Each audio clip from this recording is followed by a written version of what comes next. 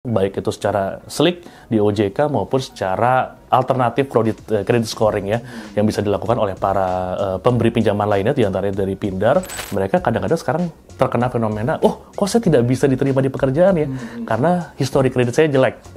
Apa hubungannya?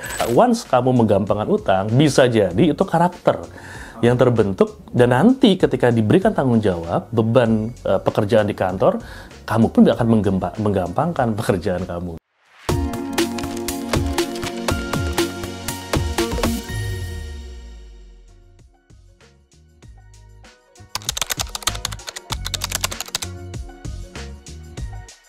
Ada beberapa prioritas ya dalam penyelesaian utang yang memang kita perlu lakukan ya. Dan yang paling pertama adalah kita harus fokus bahwa utang itu adalah tanggung jawab kita. Ya, makanya ada istilahnya kan my word is my bond ya. Bahwa utang atau kalimat atau sesuatu hal yang kita utarakan itu utang kita. Apa yang kita sampaikan, apa yang sudah kita komitmenkan, kan kita dulu kalau berbicara utang itu kita pinjam dong uang nih Mas Ian ya, saya kembalikan di tanggal X gitu ya, tahun XXX. Nah sekarang kan sifatnya sudah perjanjian by hitam di atas putih ya. Itu yang membuat akhirnya segala apapun yang kita utarakan lewat mulut kita, lewat tangan kita bertanda tangan, maka itu suatu hal yang harus kita komitmenkan untuk kita selesaikan.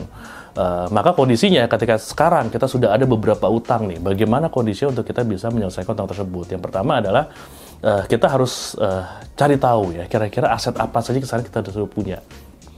Sumber-sumber penghasilan dari mana saja yang sekarang ini masih bisa kita dapatkan untuk menyelesaikan utang-utang kita, ya kan? Karena kondisinya kalau saya berbicara prioritas, maka yang kita wajib prioritaskan adalah utang yang biasanya dengan bunga tertinggi terlebih dahulu untuk diselesaikan.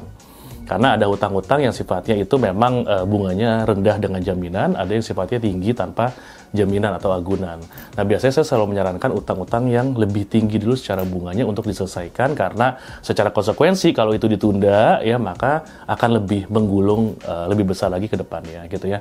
Maka prioritas pembayaran utang itu menjadi poin pertama ya. Yang kedua adalah bagaimana kita mengalokasikannya ya, penghasilan kita bisa bagi nih. Kan sekarang ada beberapa skema yang kita bisa komunikasikan ya ke pemberi utang. Komunikasi itu penting, jangan kita kabur-kaburan supaya kesannya kita menunggak dan kemudian tidak bertanggung jawab ya. Dan yang ketiga, ya ini momentum juga ya, banyak orang juga yang merasa utang itu memberikan semangat buat kita untuk mencari uang. Ya, untuk bekerja lebih keras lagi. Makanya dari utang itu seharusnya kita berpikir, oh kalau saya punya cicilan, anggaplah 3 juta, 5 juta setiap bulan, maka saya harus bisa mencari penghasilan di atas itu, mungkin 2 kali, 3 kalinya. Gimana caranya? Ya balik lagi nih, diri kita yang harus kita trigger ya, dengan adanya cicilan yang kita harus bayar, itu tanggung jawab dari kita. Apalagi kalau cicilan tadi ya itu menghidupi kebutuhan kita dan keluarga kita, maka harusnya itu menjadi trigger terbesar tuh untuk kita bisa lebih semangat lagi mencari apapun itu side hustle di luaran ya, yang membuat mereka akhirnya bisa membayar si pinjaman itu. Yang penting adalah 3 hal tadi benar-benar dilakukan secara serius dan harusnya itu bisa diselesaikan kok Mas Ian.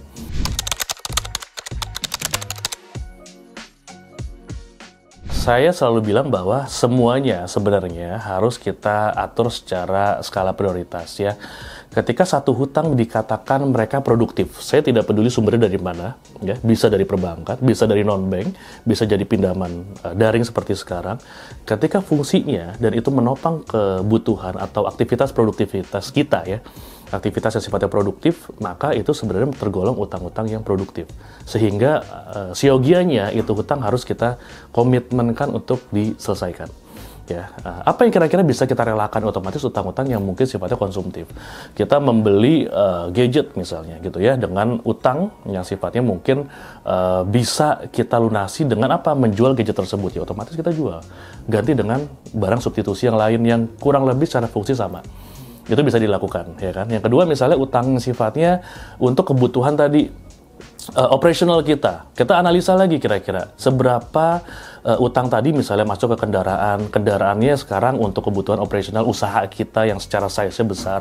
Kita lihat lagi sekarang kan secara brand apakah itu sudah cukup menunjang secara kebutuhan basicnya Atau mungkin ternyata kita bisa ya turunkan levelnya, tapi dengan begitu saya bisa over credit kah untuk kemudian nanti saya lunasi sebagian, saya ambil lagi dengan yang lebih murah. Itu hal-hal atau strategi-strategi yang memang kita bisa lakukan untuk menjaga ya trust dari si pembeli pinjaman.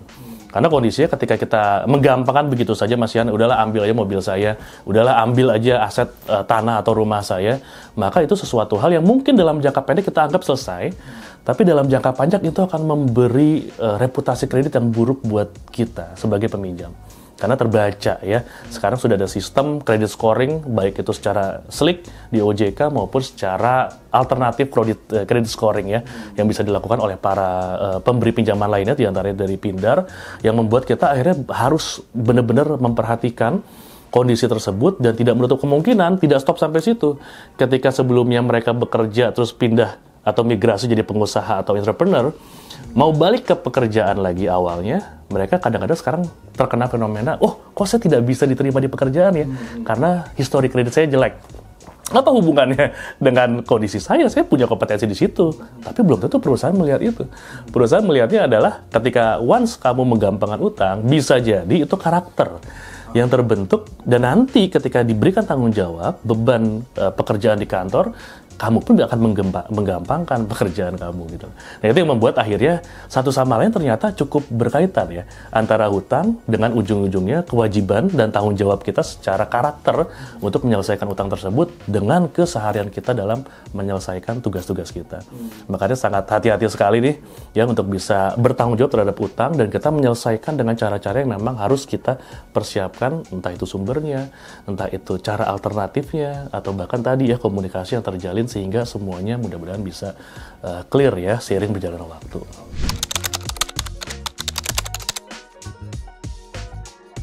Untuk beberapa company ya yang mereka punya akses kepada Slick dari OJK ya, Slick itu kan sistem layanan informasi keuangan dari si debitur.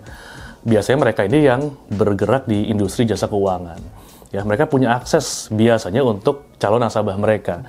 Tapi mereka pun juga bisa melakukan itu kepada calon karyawannya. Di luar yang pertama itu karena ketentuan dari OJK biasanya, ya apalagi untuk posisi tertentu, mereka itu mensyaratkan harus clear secara histori kreditnya di Slick. Berarti kan otomatis ada satu kondisi yang memaksa kita, mau tidak mau, ya kita tidak bisa menggampangkan utang kalau misalnya kita ternyata bermimpi untuk bisa bekerja di satu perusahaan, apalagi yang kaitan dengan LJK ya, atau Lembaga Jasa Keuangan. Yang kedua adalah tadi, mengenai hal-hal yang berkaitan dengan pribadi kita. Secara tidak sadar, dalam kredit kan ada istilahnya 6C ya, 6C, ya kan? 6C, ya. Saya nggak membahas semuanya nih, cuman saya akan kasih 2 atau 3 poin pertama. Di mana yang utama itu ternyata bukan capacity. Capacity itu berarti kemampuan kan ya. Tapi kalau kita baca dari literatur manapun, apa yang pertama terjadi ketika kita mempelajari 6C itu C yang pertama adalah karakter. Jadi 6C itu adalah pertimbangan ya dari si nasabah itu, apakah mereka layak atau tidak mengajukan kredit ya. Dari si pemberi pinjaman, mereka akan menilai secara 6C tadi, 6C ya, di mana karakter menjadi yang utama, bukan capacity. Ada orang yang terlihat punya kemampuan, tapi ternyata karakternya menggampangkan utang. Itu ternyata menjadi poin utama gitu kan. Nah, jadi ketika kita berbicara apa pengaruhnya, ketika saya bermasalah dengan histori kredit, pengaruhnya adalah di karakter Anda sebagai peminjam yang mungkin menggampangkan utang, menunda-nunda pembayaran utang, membelakangkan untuk prioritas pembayaran utang, sehingga ujung-ujungnya bukan hanya dari sisi kemampuan yang kalian anggap oke, saya bisa lunasin kok saat itu juga, tapi perusahaan bisa menilai itu secara hal yang lain, yaitu apa?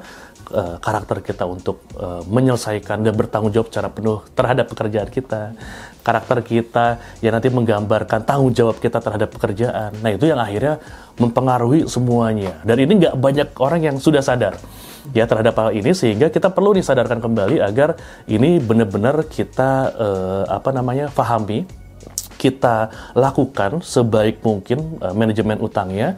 Karena apa yang terjadi juga, orang kebanyakan nggak sadar nih bahwa Pindar ataupun beberapa pembiayaan yang sifatnya BNPL ya, pay later, mereka itu kan mengambil pembiayaan juga dari bank biasanya, tapi secara sistemnya itu linkage financing atau channeling. Jadi ujung-ujungnya kita seolah-olah itu terikat langsung dengan bank. Makanya kalau di histori kredit, kadang-kadang kita nggak sadar kok saya ada pinjaman dari bank X. nilainya nggak seberapa, mungkin ratusan ribu atau berapa juta gitu ya. Ternyata itu adalah pinjaman yang kita ambil di Pindar atau di beberapa fasilitas ya yang memberikan BNPL tadi fasilitasnya. Ternyata mereka mengambil pembiayaan dari bank. Jadi kita secara tidak langsung terkoneksi sebagai nasabah dari bank tersebut dan menunggak ke bank tersebut. Nah itu masalah tuh sebenarnya. Jadi kita harus pahami benar ya bahwa seolah-olah kita menganggap wah saya cuman fokus ke pembayaran yang dari bank aja. Padahal belum tentu. Pinjaman-pinjaman sekarang fasilitas secara online mereka nggak ambil dari bank menggunakan sistem tadi. Makanya itu harus kita benar-benar atur ya secara strateginya. Syukur-syukur kita sudah punya pemahaman dari awal. Kalaupun belum, sekarang udah makin melek kan otomatis ya. Oh ternyata itu pengaruhnya. Oh ternyata itu yang membuat saya kemarin nggak diterima kerja. Oh ternyata itu yang membuat saya kemarin kebaca nih ada histori kredit yang buruk. Udah, sekarang fokus semua utang gimana pun juga harus diselesaikan. Ada atau tidak ada histori kredit itu udah menjadi bagian dari karakter kita dan komitmen kita untuk menyelesaikan apa yang sudah kita sampaikan kewajibannya di awal untuk kita selesaikan.